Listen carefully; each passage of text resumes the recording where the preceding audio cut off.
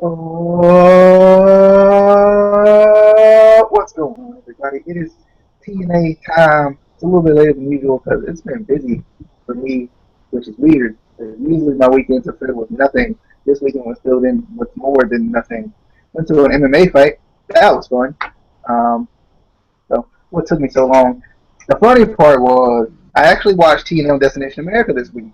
I stayed in a hotel on Friday, and I got to watch it on Destination America. But I forgot my microphone at home, and I didn't take notes on it. So that's why I couldn't do it Friday night, because I probably would have tried to. Um, so it was kind of cool to watch it on Destination America for once in my life. I went back and watched it again to go take notes. But I mean, I kind of was watching it, I kind of wasn't because I knew I had to watch it again. Um, I had watched the Lethal Lockdown like 18,000 times, so that's why I didn't watch it again tonight. Um, I don't. One thing before we start, I don't understand the TNA lock thing. Is it just in case you have the channel, so you know more a little about it than me? So they just show it again and just add text with I, it. I think so. I've only watched it like twice because I think that's basically what it is. I think that's kind Yeah, of weird. I don't understand why they do that. yeah. I mean, I understand you want to play it a ton, but like basically, so from what I gathered from it, they show the episode again, and then they put like text from Mike Tenay throughout the show. Like it's just different facts and stuff. Like I thought it was gonna be totally different than that. It wasn't. So that was interesting. But we did get locked down for free. Like the same price as the WWE Network for this month. For free, if you're a new It's subscriber. very free. If you're a new subscriber, Yeah. you know, If you're an old subscriber, they just say screw you and you just have to pay anyway. you still have So to pay. Like they're pretty much giving us the middle finger. Yeah, but we had lockdown and it was pretty good, I guess. Um, one thing about the lethal lockdown, I don't understand why there's no roof. That was weird. Yeah, That was a because weird they point. used There to was have no. the roof.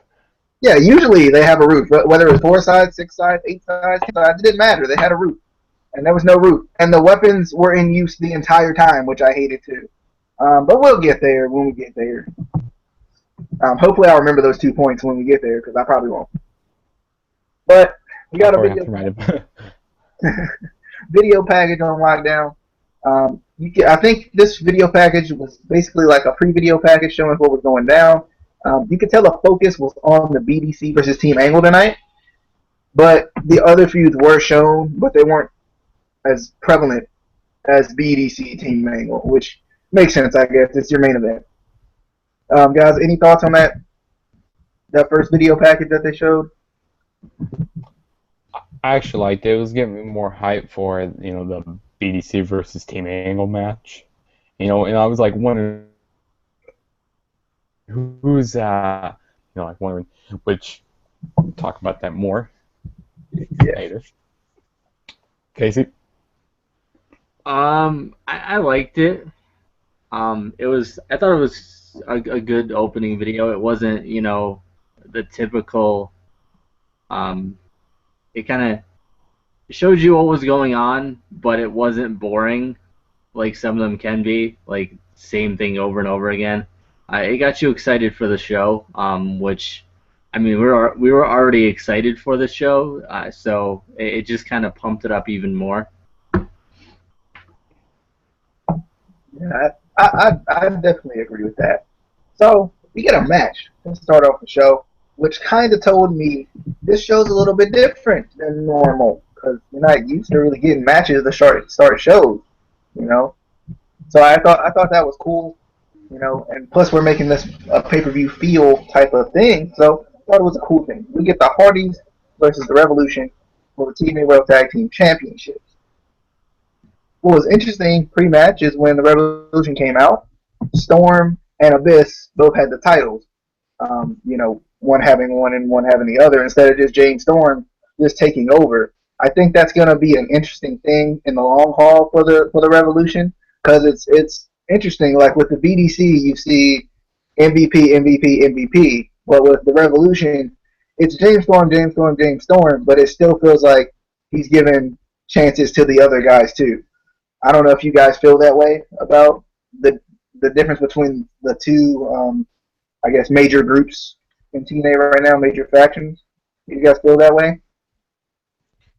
I mean, it still pretty much feels like the same. It still feels like James Storm has much control over it. I mean, I don't really see I don't really see the other guys, having control over the team Yeah. as much. If that makes any sense. Yeah, I just think it's kind of he takes the credit for it, but it feels like he's still kind of giving people chances to. I just thought it was interesting that he didn't take both of the belts like he did the very first time they won the title.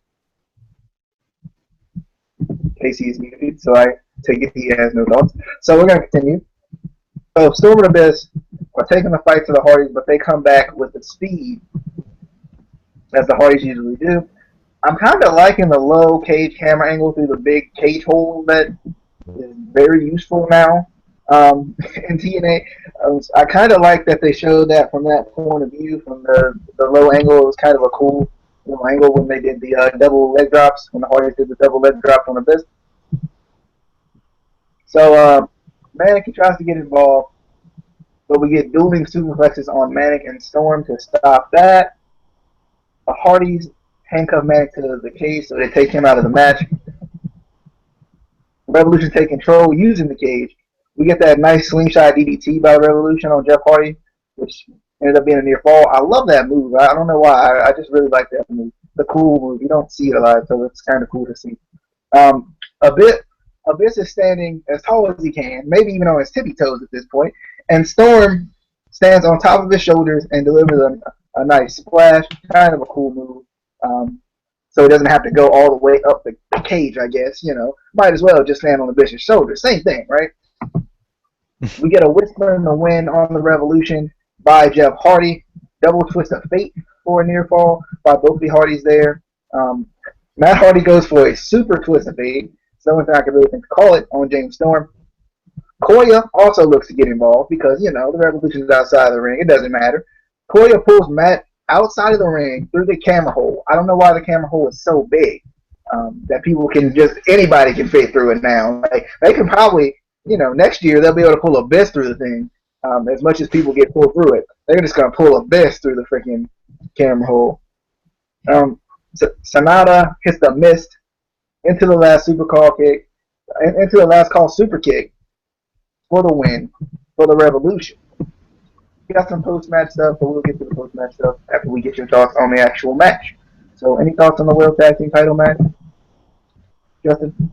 The match was good. I just hated that a whole bunch of guys got involved. I hate how Manic got involved during the match. I mean, the match was very high-paced. I like the double drop kicks. I like the double Whisper in the Wind that Jeff Hardy did on James Storm and Abyss. But this was, like I said, it was a pretty good match, and I don't like how they dragged Matt Hardy out through the camera hole. I thought that was a little weird. That kind of made me mad. And also, one more thing about that. Taz said you can't win that way. Well, yeah. I didn't like how he said that, because you're supposed to escape to win the match. Like, that's the way you can win the match. So they should have won, in my opinion. I don't know. What do you guys think about that? You know what was weird, though? Like, they said something about only one person needs to escape the cage for you to win. I always thought it was both members of the team need to escape the cage to win. And yeah, that's how it works in WWE. Yeah, like you said, that's technically a way to escape the cage. So they're technically you're tag team champions. Yeah, like it was just weird. Like, the explanation was kind of weird, and like it just seemed like he should have been able to win, that way. Just thinking. Casey, thoughts? I feel like this whole show was kind of off in those respects. Like, match rules were weird, and the matches in general were kind of weird. I imagine in the creative meeting they went to Manic and they were like, all right, so you're gonna be handcuffed to the rope for the entire match, okay? Okay, because like that's what he was. He got in there and then he was like handcuffed to the ring rope the entire time. I was like, what is the point of this? There's no point And to I don't understand why they're using the cage either, since like that's to keep the guys out of the cage. You know, like they shouldn't have members climbing inside the cage. Yeah. But Matt went through the camera hole. I don't understand why the camera holes have to be so huge. Like next year, there's only going to be 4 walls on the cage on a 6-sided ring. That's how big the camera holes are going to be next year. It didn't make any sense at all. I mean, even WWE gets away with small camera holes, and the match still looks great. You know, it doesn't ruin the match. And then after, well, we'll get to the after match, but I have a note on that. Yeah. It was weird because this match was officiated different than the Spud and Mandrew's match. Like they both had to escape the cage for them to win, but this match only one person. That was the weird part for me. Like why did they change the rule? You know, kind of like midway through the show. But after the match, Koya and Storm, they're going to get the tables. The new Dudleys, they're going to go ahead and get the tables out. Koya with the sky high through the table on Matt Hardy. I thought that looked pretty nice. Jeff moves out of the way of the frog splash that Manic's going for and goes through the table. Manic, we said he was handcuffed, and Abyss came and just, jaws of life just ripped him right out of the handcuffs. I was like, why couldn't he do that? Wait a minute, Mike. It took like a second. All he had to do was just go rip him off like you did. Come on, Abyss. Come on. I didn't understand why Abyss couldn't, just rip it off before if he needed the guy's help. Part of the match, I guess. The Hardys begin to come back. But more so, it was Jeff Hardy beginning to come back because Matt Hardy was dead. Jeff Hardy is trying to climb out and get to the Great Sonata because he was the one that cost him the match.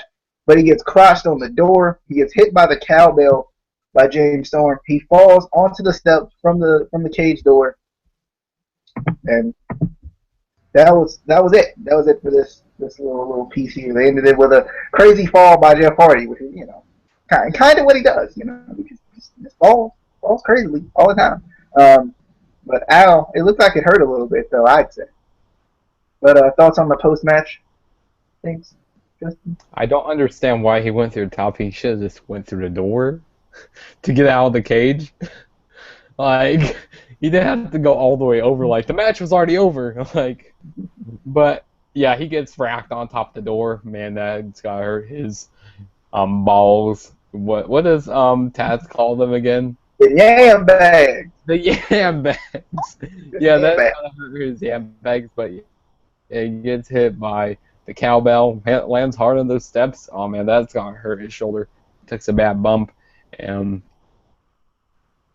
Yeah, that was pretty much that segment. Match, whatever. Yep. Yeah. After the match, Jeff Hardy basically broke his yam bags and his back. Like, first of all, that crotch land on the top. Ooh, I had to look away because that ooh. Yeah, take a break. Pause the DVR. And then there are certain things in professional wrestling where like you can't fake this, and it's like how does he walk away from this when he fell onto those steel steps? Because those aren't like fake steps. Like they literally walked on those, so they have to be heavy duty. Like, ow. Aren't they different from the ones he swantoned off of too? Because like the top piece didn't even move when he fell this time. I think they're different steps too.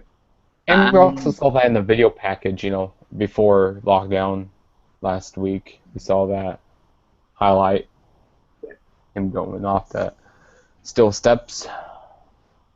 Man, I don't know, but ooh, oh, ooh. It was pretty painful. Ooh. But next, we get BDC +1, as in we got some of BDC. We got MVP, Kenny King, and EY just randomly just chilling in the ring because EY is not he in got the a pole. BBC, but he's That's what always I said. working. That's what I He said. should be a BDC part plus of. So one. he's technically a part of the BDC. I don't know what EY is. EY is just there. He's He's just in the there. middle. He's just in the middle of it all.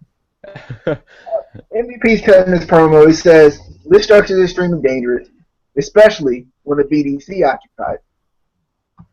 You saw what happened to Jeff Hardy, and everybody's like, that hurt. Everybody's feeling the effects from the Jeff Hardy thing because he just reminded us again. And then EY says, you hear that? Just randomly, just out of nowhere. You hear that, Bobby Roode? I'm going to make you bleed. I'm going to make you blah. Like, he didn't even finish out the bleed part. He just said blah. So, new thing. EY creating new words and such. MVP says, Kurt Angle. Dictionary. He says, Kurt Angle, I need to have a talk with you. He said, so let's talk. Team Angle comes out. MVP says, take your crew and save your career. Gunner talks to all of them here. He says, Gunner, for once in your stupid redneck life, make a good decision. He said, Aries, you know you only care about yourself, so I know you're going to make the right decision. He says, Angle, if you sneeze too hard, you'll blow another tendon. So, letting Angle know, he got those weak knees. So he's like, just walk away and put an end to the horror. Like he started making some kind of voice. I'm sure someone gets the joke he was making, but I didn't get it. I just thought it was a funny voice. Kurt Angle says, I've been through a lot, but I'm still standing. I don't think we're gonna wait. Team Angle comes in and attacks Team BDC, I guess. Kenny King and Gunner are battling outside the ring, but Low Key and Joe get involved. They trap Gunner's arm in the cage, and then Joe hits the cage with a chair, and then the BDC and EY, they run away.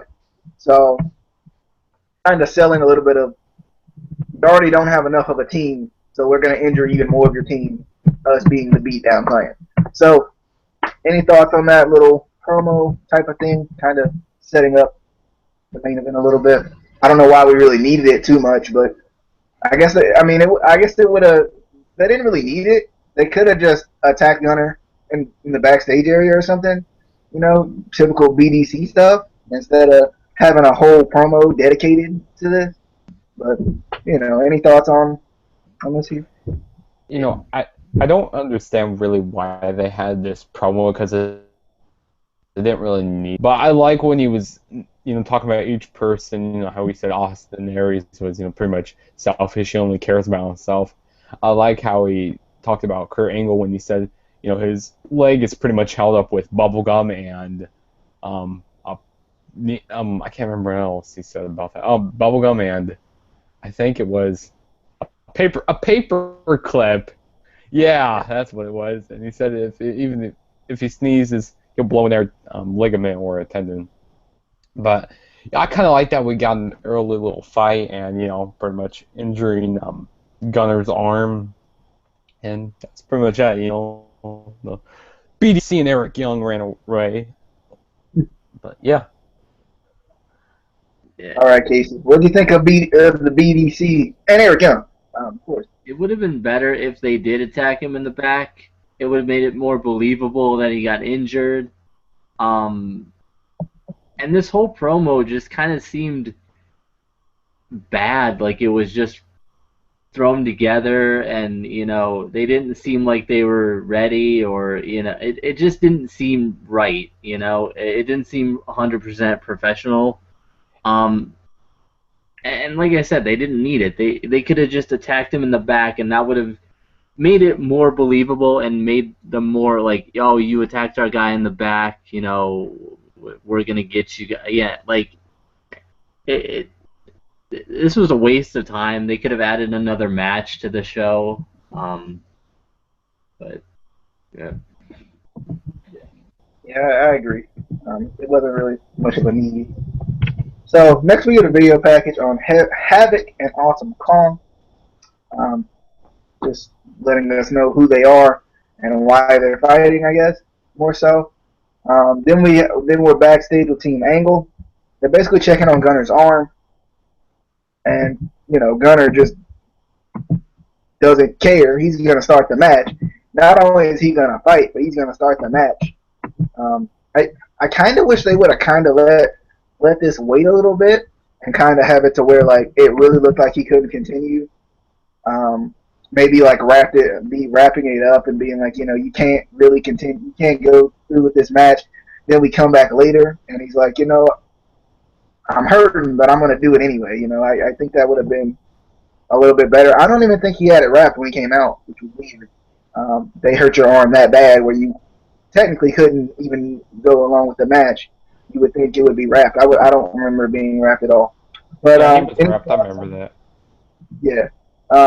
Any thoughts on the Havoc Kong video package or the Team Angle backstage thing? I like the Havoc and Kong package. Pretty much get me hyped for the knockouts match because I like knockouts matches. Those are really exciting. And the Kurt Angle, segment with his team. I thought they could spread it out a little bit more. Like having Gunner, like you said, but saying, hey, I'm still gonna fight. He could have told that later on in the night. And this night was pretty much about Team Angle versus BDC. That's what they should have called the show: Team Angle versus BDC. All they should call it. Don't call it Lockdown. That's all they should have called it. All right, Casey. But yeah, the Team Angle backstage thing, not too much. I remember when he came out, at least for the match, his Gunner's arm was wrapped, but it was more like the bicep. So I was like, okay, did he hurt his shoulder or his bicep? Something's not adding up here. Like, you either wrap the shoulder when it's injured or you wrap the I don't know. But the Havoc thing, I was excited for this match. But we'll get into that when we get into the match. My letdown. All right. So speaking of the match, we got Havoc versus Awesome Kong, the battle of the. I don't even know what to call them. Battle of the Giants. Battle of the Giants, I guess. Two massive women, I guess you could say. So. As Havoc, this is what Havoc does. She likes to start matches outside of the ring, or at least she likes to attack her opponents. So the match starts out of the ring. We get "This is awesome" chants. Havoc takes control. Then the ring bell sounds after Havoc's taking control, but they're still outside of the ring. The commentator sounded a little bit confused about this because they were saying, you can't start until you're in the ring, and then the bell randomly rang, and they were like, well, all right, I guess it started. So, it started while they were outside of the ring, which I think was kind of cool, but it was kind of weird, too. Havoc looking for her big, I guess, arm trap type of slam that she does on Kong, but Kong reverses it. Kong swings Havoc into the steel steps. Then they finally get in the ring, we get a face-off. They start trading strikes. Havoc knocks down Kong. We get a leg drop by Havoc for a near fall. I kind of like that leg drop pin combination that she did. I kind of like that. I think she should do it more. We get a kind of a choke slam stalemate. Kong goes for the implant buster, but it's reversed by Havoc. Havoc runs into the steel. And then we get a combination of strikes by Awesome Kong, which I really like. But she tried to go for the spinning back fist. She gets hit by the Harlot Slayer. Kong just no-sells it. She's like, nah, that didn't even hurt. So she gets right back up.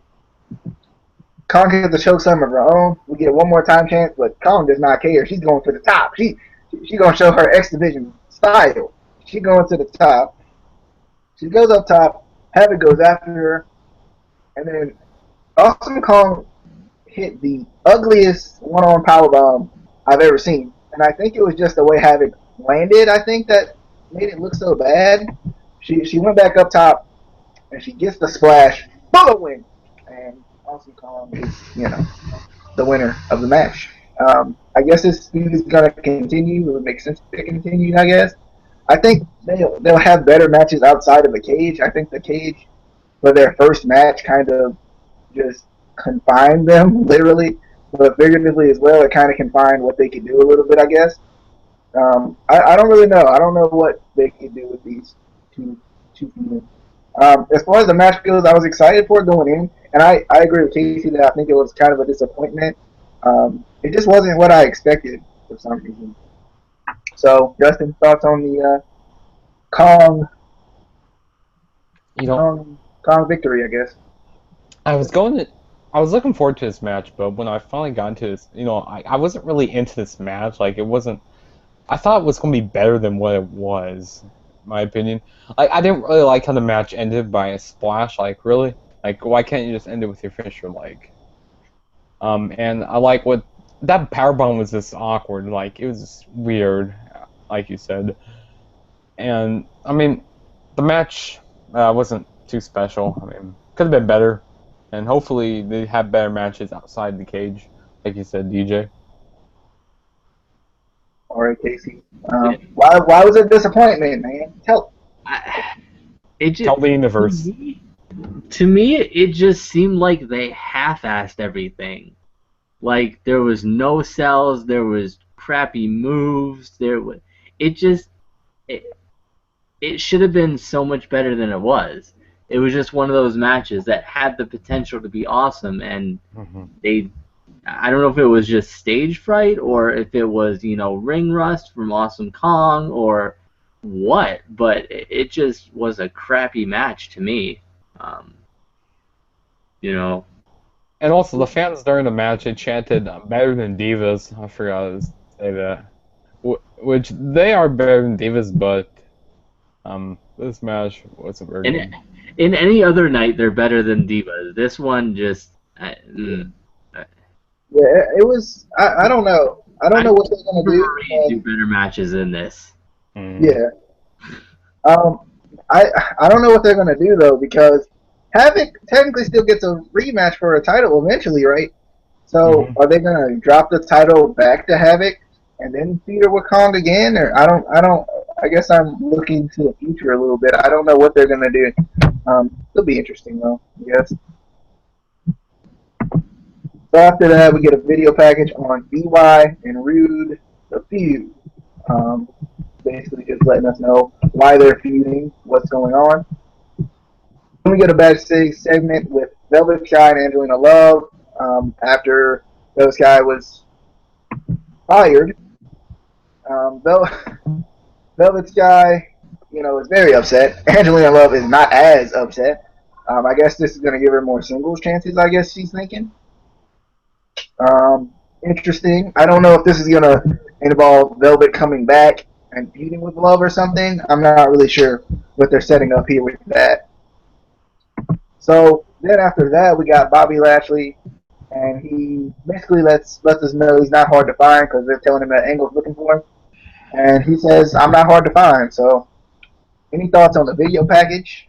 They were all really pretty short, so that's why I put them all together. The video package on Eli and Rude, the backstage segment with the beautiful people, and the Lashley letting us know. I ain't that hard to find, but I'm pretty big. Well, first of all, I'm going to say that the beautiful people, and I wrote this in all caps, worst backstage segment ever.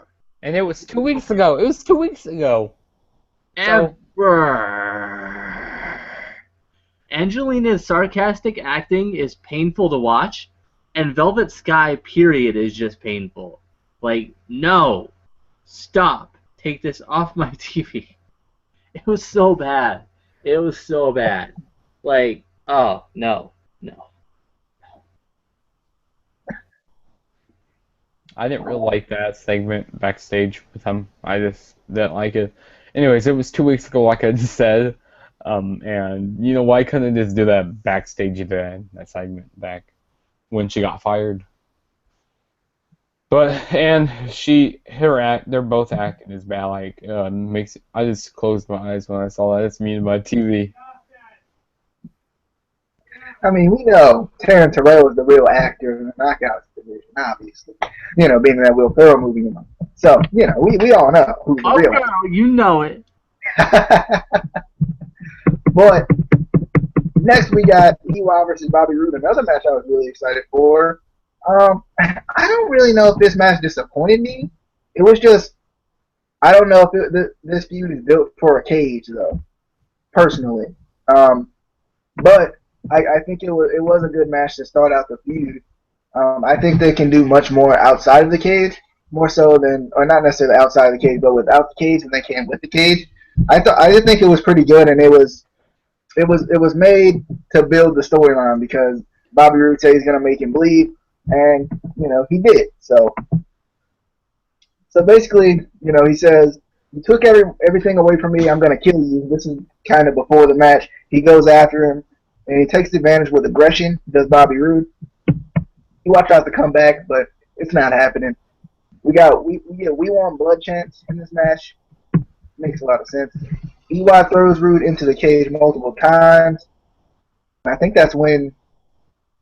No, Roode didn't beat EY. Well, he throws Roode into the cage multiple times, trying to get some blood of his own. Then EY hits a splash on the cage with Roode as he was against the cage. I thought that was pretty nice little move there. We get a belly to belly suplex by EY for a near fall.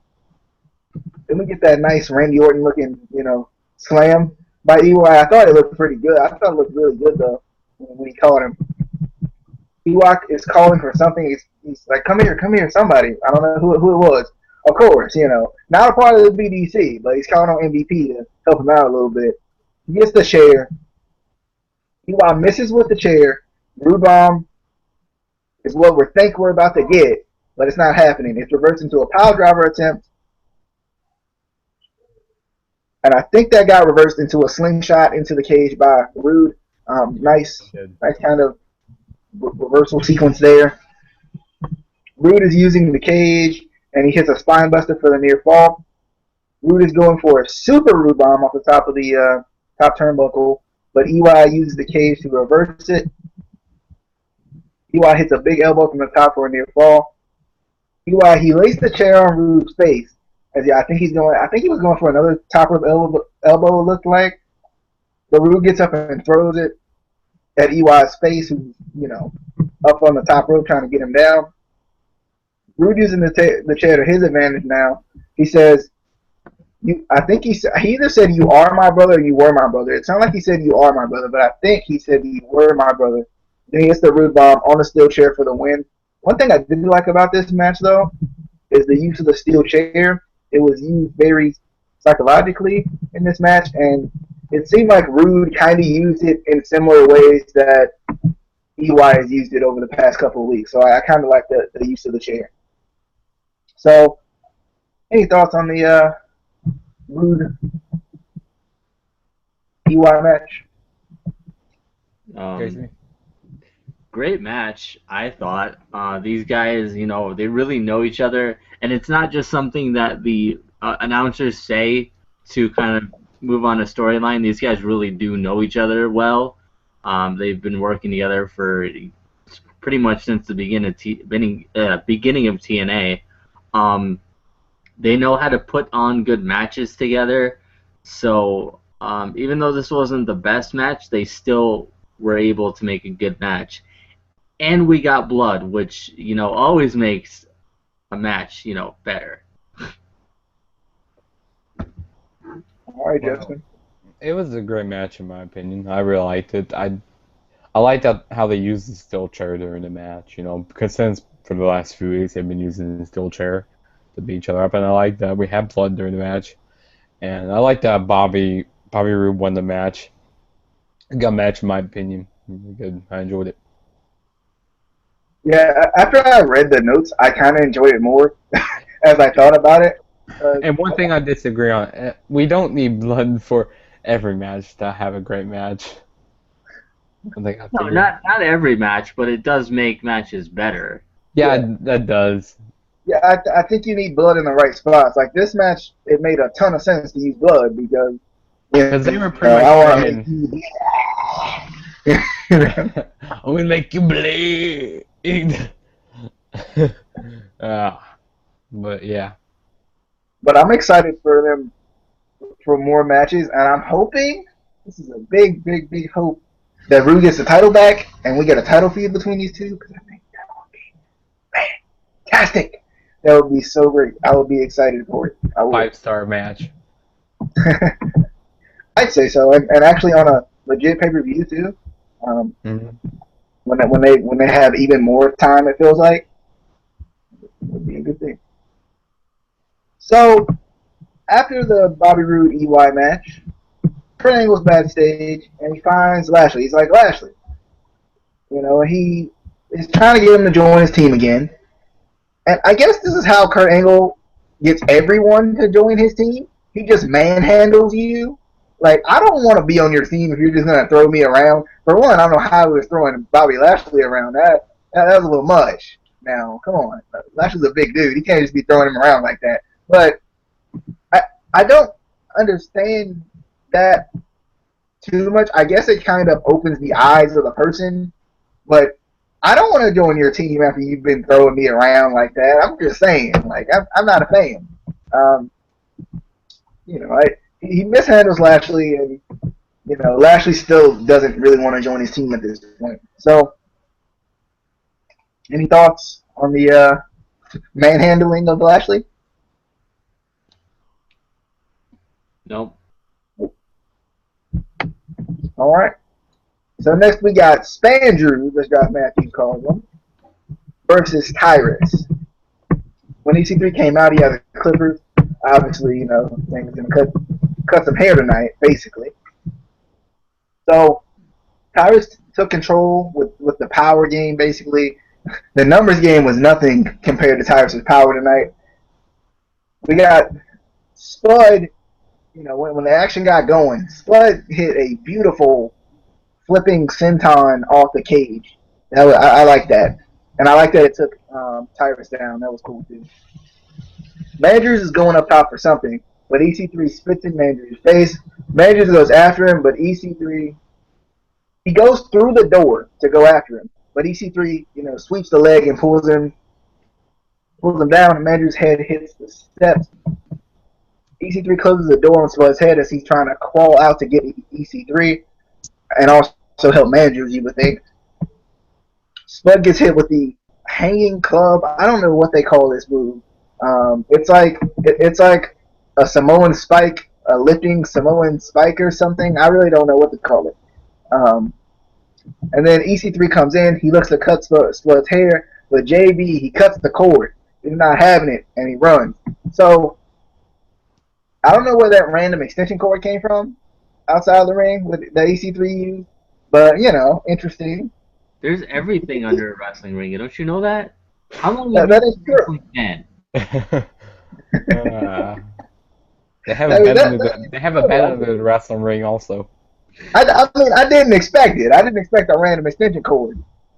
Like anything I ever need, I'm just gonna build me a wrestling ring in my room, just a small wrestling ring, and like anything I ever need, I'm just gonna be like, oh, found it,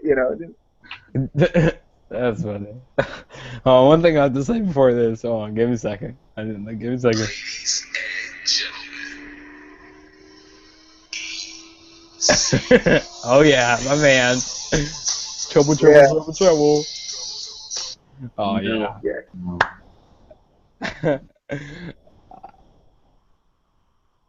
I love that. Was that it? That was his entire point. Just EC3. That was it.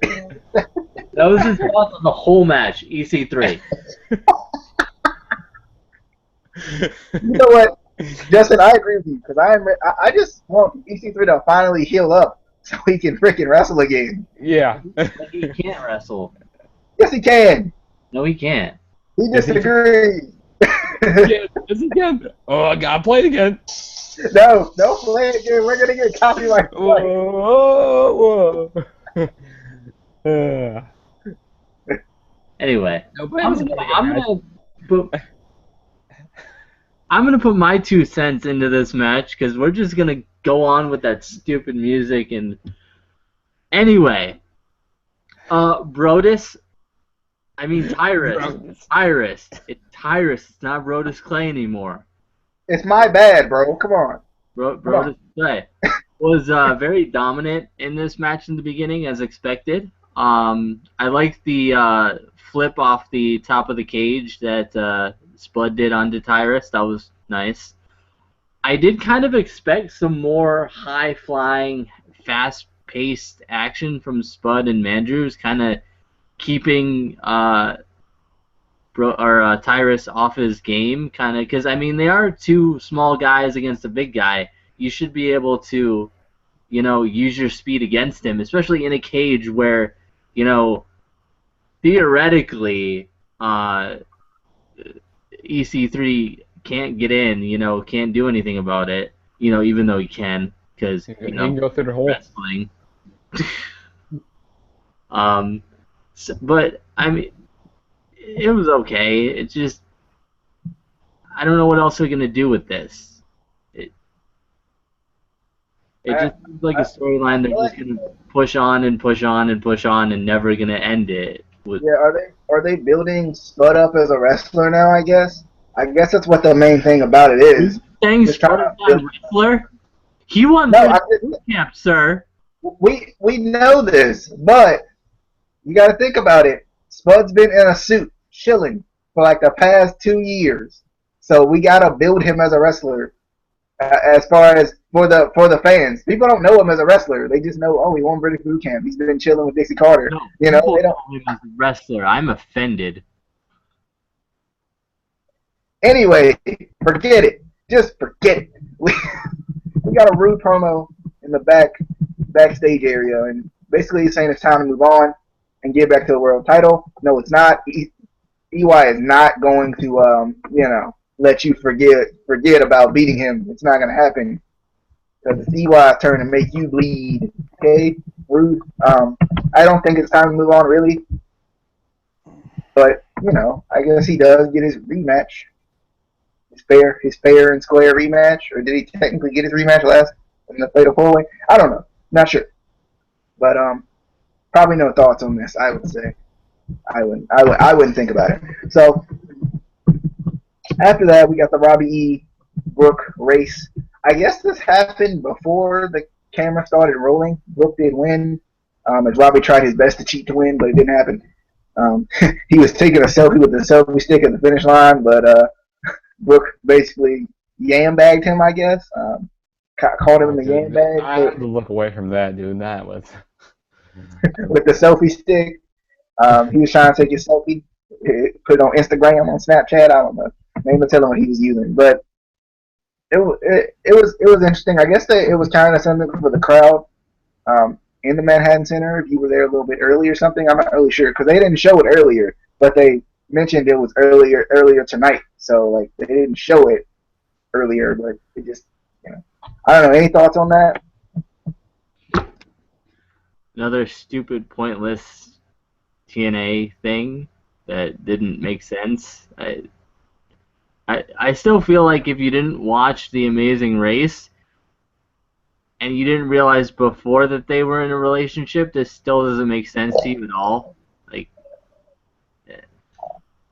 I don't know. All I have to say was stupid. That's all it was. It's stupid. That's all it was. I second that. All right. So, next we got Lethal Lockdown. I didn't write much of anything for this because I watched it before, and I didn't feel like watching it again. A couple of things. Like I said at the beginning of the video, I didn't understand why there was no roof, and I didn't understand why the weapons were used the entire time. It was just weird. I don't know. I don't know if it cost too much to make a roof or something. Didn't they already have a roof for the first time they had the 6-sided ring? Just dig that thing up. Yeah. I don't know. I don't know why. It was weird, but I did love the use of the tennis racket because that's a weapon that could seriously be used in like real life. Like that's a good weapon. I like it. We got the flurry of submissions by everybody on Team Angle, and then Lashley hits the spear for the win. I don't know. I like this match. I thought it was kind of exciting. I don't think it's exciting as it's been in previous years, but I kind of think it got kind of thrown together too. As far as just over past little bit they've been building BDC thing stuff. So I don't know. It was okay to me. It wasn't fantastic, but you know. So thoughts on Lethal Lockdown? If you have more details that you'd like to share, feel free. I do. I wrote down. I thought you would write more down about this match, but I would you know, like I said, we're not on the ball this week, ladies and gentlemen. like I said, I watched it and I didn't take notes. And Bad excuse, man. Bad excuse. Not ready for the show. Anyway, Check mark. Kenny King and Gunner began the match as I kind of expected. At least Kenny King, because King is usually is good at beginning matches and getting the crowd either pumped up for him being a face, which isn't often, or pumped up for the heels, like egging the crowd on. So it made sense. King did go right after Gunner's injured arm.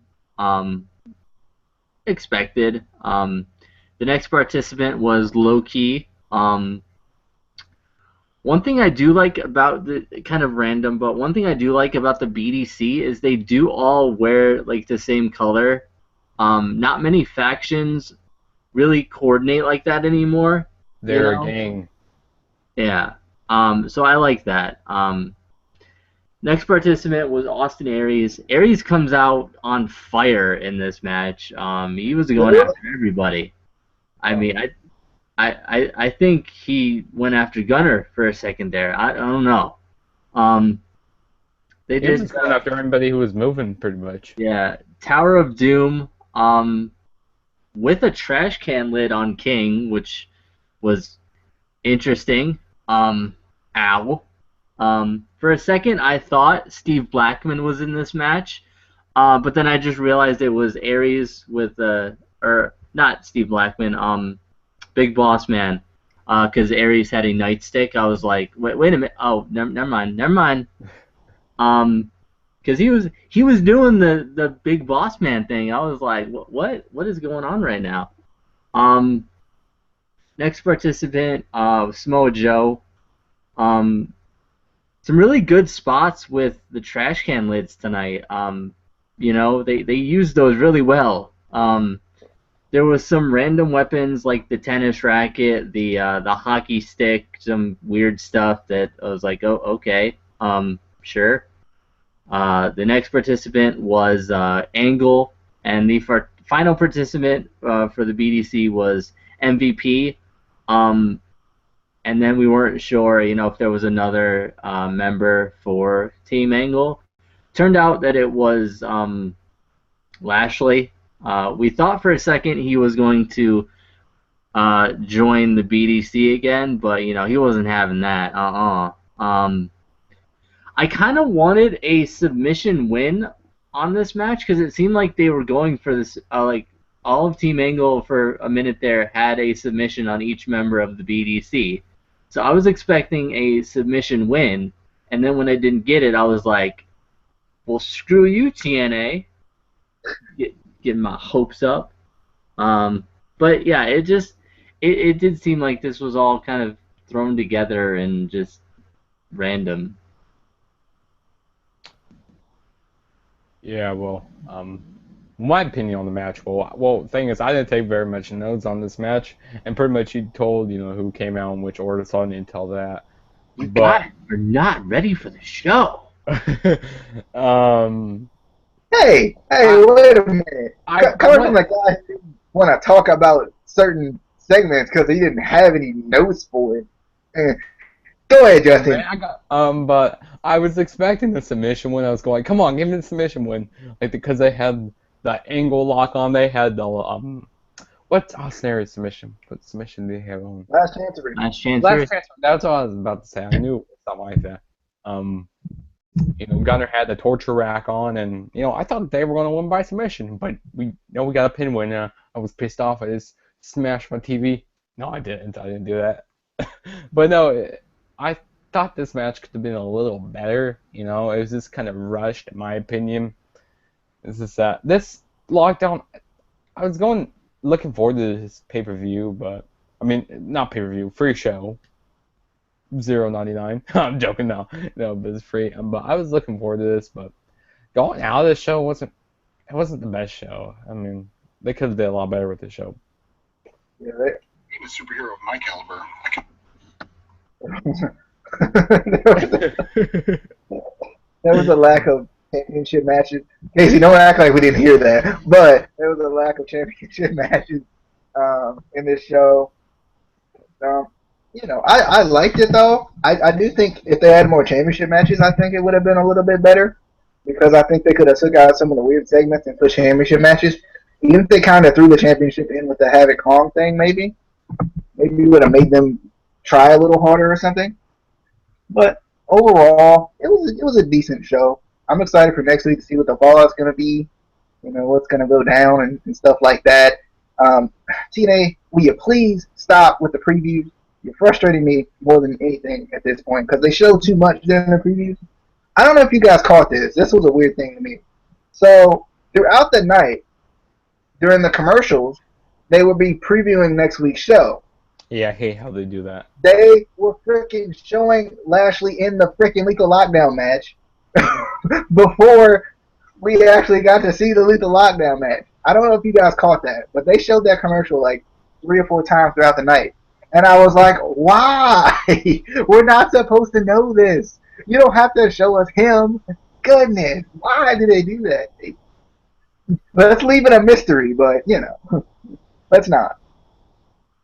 Don't understand. But, I think for the Awesome Kong Havoc match, if they put like somebody else in there with them, any of the other knockouts. Brittany? He's coming back? Yo, if they no. Oh my, you got me excited, dude. Like, even if they put like Angelina Love in there with them, even Really? her would have made it a little bit better. Yeah, I think Gail Kim is still actually injured.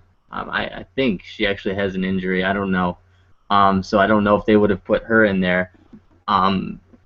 And Terrence Terrell wouldn't have made sense unless you're putting the title on the line. But if you just put a third person in there with, it might have livened up that match a little bit. But altogether, this show didn't seem like a pay-per-view like it was meant to. It was supposed to be like a pay-per-view on TV, and it didn't seem like that at all. it just seemed rushed. That's all it seemed like. Yeah, it seemed rushed and just thrown together. I hope TNA requests a third hour for these pay-per-view themed impacts, just because I think it would be if they could just if they could not make it seem like Raw, I would be happy. Because I think Destination America would give it to them. Because the second, they show TNA right after TNA, so they could probably just use one of those hours that they're using already and just make it 3 hours. As long as it doesn't lead to a ton of talking, just because we have a ton of talking. There's no real need. They could just stack it up with matches and everything. Fabulous. They should do that. I'm requesting it. Even like if it was an extra half an hour, that would be. Yeah, that's what I was about to say. Yeah, extra half an hour would just be fine. I mean, it doesn't have to be an extra 4 hour because 3 hours are a little too much for me in wrestling sometimes. Yeah. But, yeah. That will work. This is coming from the greatest podcast alive. TNA, listen to us. We know what the fans want. We have fans, and they say stuff a lot sometimes. So we know. So listen to us. But guys, leave your final overall comments, final stuff. Say something to let us know that we're leaving the people or something. I don't know. Say words. Go. Well, this was a crappy show, but I'm excited for Ring of Honor. Ring of Honor's been good. If you saw the episode last night, it was pretty good show. So there's good wrestling still out there. Ring of Honor, NXT, it's out there. You just have to find it. Um, Wait, who won the tournament? Who won those tournament matches last night? what's that? Who won those tournament matches yesterday? In Ring of Um, Honor. The Beer City Bruiser won, Mhm. and then shit, who won the other one?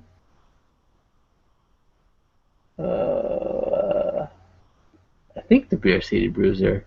I'll have to Yeah, watch. that's the only match I watched because I had to go somewhere. Yeah. I couldn't watch that. I Was that the tournament for the new guys? Is that what Yeah. that was? Yeah. Mm-hmm. I wanted to do a review, but somebody doesn't get Ring of Honor where he moved. So, Come on, Paul. Not gonna say anything. Blame Ryan. DJ. Blame Ryan. I guess it's gonna be me and Casey. It's gonna be me and Casey then. we could have done a good, Ring of Honor pay-per-view, but somebody had to move. Anyway, Justin, do you have final thoughts that doesn't involve bashing me? Because if it does, I'm just gonna stop the broadcast now. Well, this is kind of a crappy show, like Casey said. But there's a lot of good wrestling. See, when there's a crappy show on one watch a different organization like WWE, which most of the time that's crappy sometimes. But NXT is amazing. Ring of Honor is amazing. PWG is amazing. New Japan Pro Wrestling is amazing, and I can go on more about indie wrestling, how it's good. And also, before I go, don't forget to follow me on Twitter at the True JSB, and don't forget to. Let's see if I get this right. God damn it! I'm just done doing that. Okay, I got it right now. There we go. Right there. Do all to 100 subscribers. So yeah. So that's exciting. Yeah, I'm not even at 100 subscribers yet. So yeah, everybody go unsubscribe from him. Come here. No, don't do that. You can subscribe to us both for free. Not just February, but March and April and June. Okay. Anyway. In June. Next, before we go, you gotta follow me on Twitter. Damn it, son of a. Also, wait, we're not. I said you weren't gonna do it anymore. Also, you're gonna follow Instant Classic Wrestling Podcast on Twitter, right there. We finally have a Twitter account. That is true. We do have a Twitter account, so Go follow us. yeah. Oh, but feel free to follow me on Twitter. It's there. I didn't think the show was necessarily crappy. It just wasn't up to expectations. I feel like, But hopefully in the future we'll get better shows. It's a thing. But hope you guys enjoyed. Sorry it was late. It was kind of just busy for me. Not as busy usually, but I'll be back next week. And Justin has another point, I think. So I gotta do one more thing. Here we go. No. Bring this back. Wait, come on. I think we got technical difficulties here. Give me a second. Wait for it. Wait for it. We're gonna get sued. Yeah. This video is gonna get. Wait for it. Wait for it. Here we go. I don't think it's gonna come. Maybe they're already suing us right now. While he's trying it won't pop up. I thought the show was okay. It could have been better. Could have been worse. But it was okay. It was about in the middle, maybe a tad bit above middle, just because of some crazy balls and sentons by Spud. That was fun.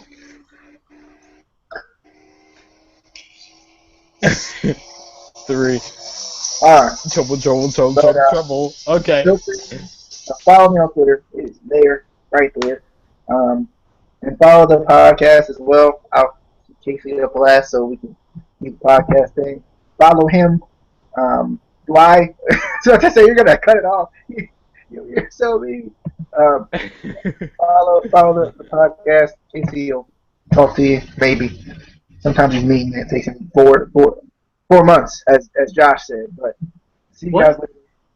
later. I'll let you know. I'll let you know later. See you guys later. I'll talk to you later.